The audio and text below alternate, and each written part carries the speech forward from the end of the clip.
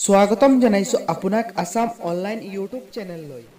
যি আপোনাক দেখুৱাই আছো এই যেটো ইপস মেচিন এই মেচিনটোত আপুনি কেনেকৈ ল্যাঙ্গুৱেজ চেঞ্জ কৰিব যদি আমাৰ চেনেলত আপুনি নতুন হয় তেনেহলে চেনেলটো সাবস্ক্ৰাইব কৰি কাষৰ বেল আইকনটো অল অপচনত ক্লিক কৰি দিয়ক ভিডিওটো চাই থাকক মই এই ইপস মেচিনৰ ল্যাঙ্গুৱেজ আপোনাক চেঞ্জ কৰি দেখুৱাম প্ৰথমে আপুনি মেচিনটো যেতিয়া অন কৰিব অন কৰি আপুনি সেটিং অপশনটোত এনেকুৱা ক্লিক কৰি সেটিং অপশনত সোমাই যাব সেটিং অপশনত সোমাই আপুনি ইয়াতে ডিভাইস অপশনটোত ক্লিক কৰি দিব